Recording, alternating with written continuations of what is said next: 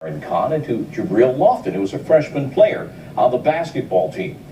Bilkis Abdul-Qadir played college basketball at the University of Memphis and Indiana State. She is now the athletic director at Pleasant View School and Islamic School in Memphis. We say hello, and also hello to Dave Zirin, who writes at edgeofsports.com, and he wrote recently, quote, "If someone is worth cheering, then their community is not worth criminalizing," end quote. Welcome to you all. Hamza, let me ask you the question I posed rhetorically already twice. What is it like, December 2015, to be a Muslim athletic figure in the United States? You know, first off, thank you for having me. Assalamu alaikum to everyone watching and everyone on the panel. The first thing is, you know, being a Muslim in America, being a Muslim athlete, we are high profile. We have a stance, we have a platform that is generally bigger than the average person. And we have a lot of support. We have a locker room. So we have people that have our back regardless. And you know, I have a fan base, they have our back. The people that it's worrisome to are the young athletes, the brothers like young Jibreel here on the show today.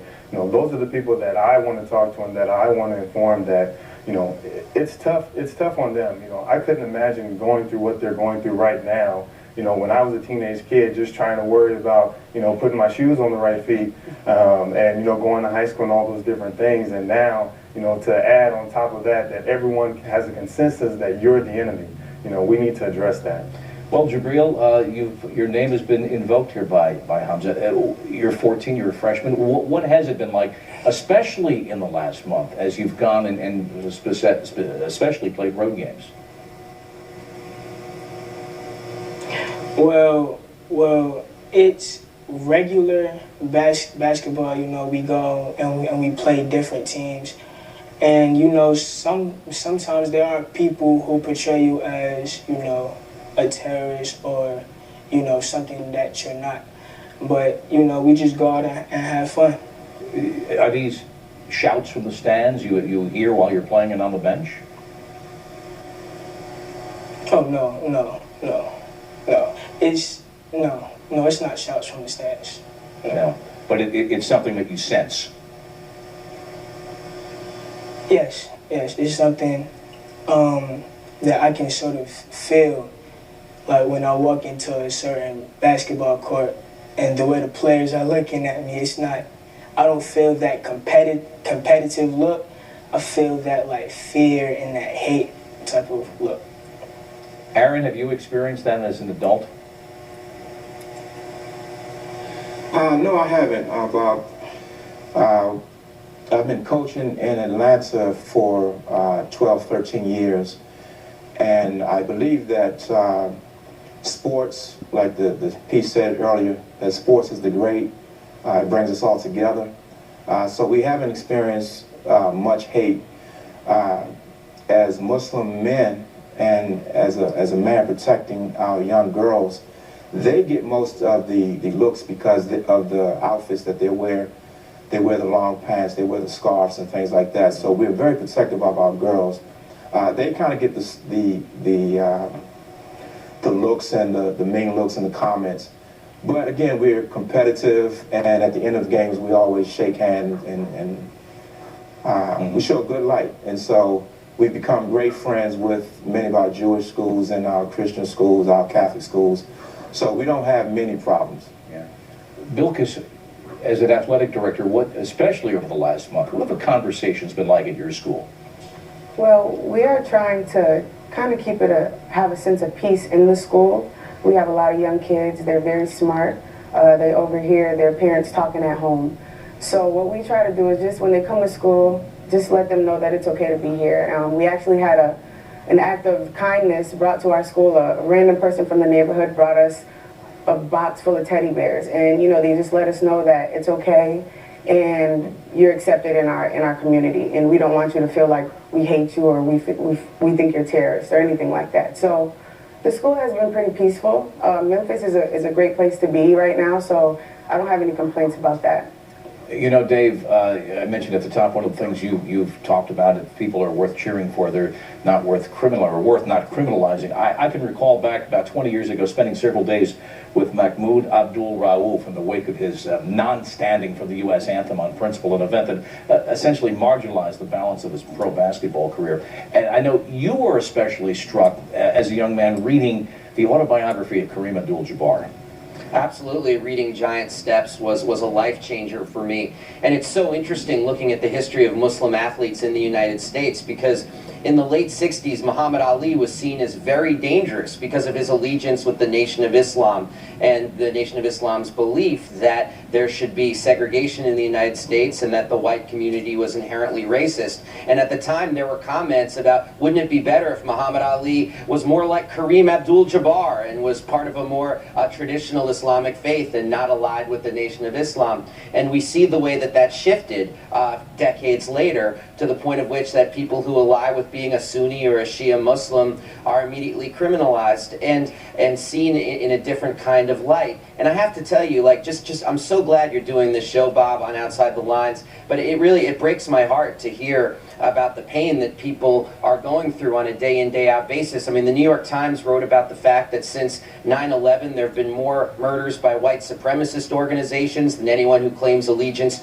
to Islamic Jihad in the United States. Heck, there have been more handgun deaths in the last 6 weeks than there have been killings in the United States at the hands of people who claim any sort of jihadist alliance. And yet the collective punishment that's put on 5 million Muslims in this country is something they all have to collectively suffer, which is, I think, why President Obama made that point to connect it to sports, because what he's trying to do is to say, the same way people said about Jackie Robinson, you know, if you're good enough to fight in World War II, then you're good enough to play Major League Baseball. That idea, if someone's involved with sports, well, then maybe they're not so foreign, maybe they're not so alien, maybe they're not so different from the rest of us. They're our teammates, they're people we cheer for. And I think that's why sports has such an important role right now, which is why I think for a lot of people it's been scary to see, like, the most famous athlete in the National Football League, Tom Brady, say that he's good friends with Donald Trump. One wonders how his Muslim teammate Damian Easley feels about that, because we would love for sports to be a space where people can come together, not a place that just sows further divisions. Hamza, then there was the moment last year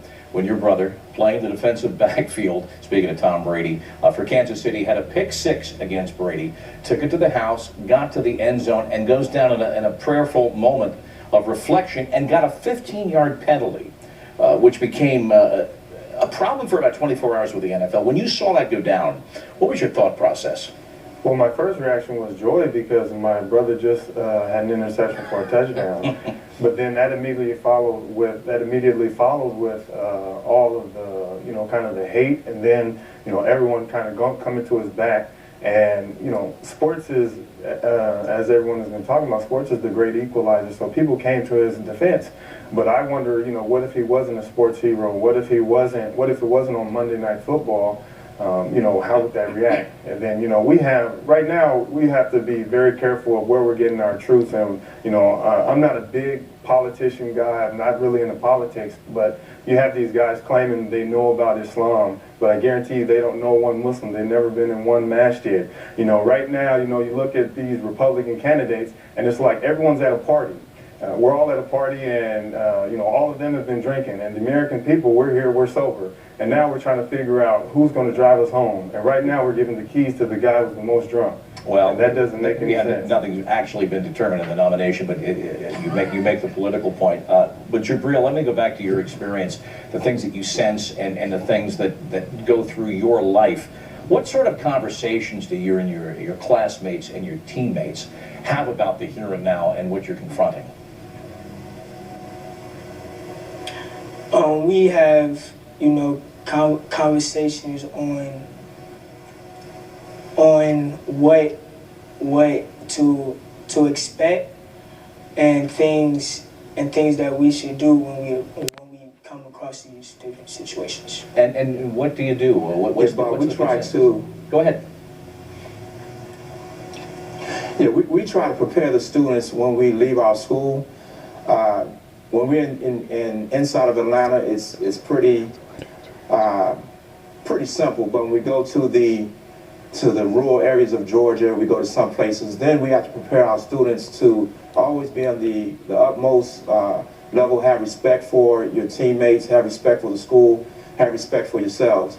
Our leader, Imam W.D. Mohammed, I remember years ago, he picked up the American flag, and he said that, you know, Muslims should actually, in the country that you live in, you should respect the laws of the country, so, and be great citizens and participate in of the American way, the American life of freedom, justice, and equality.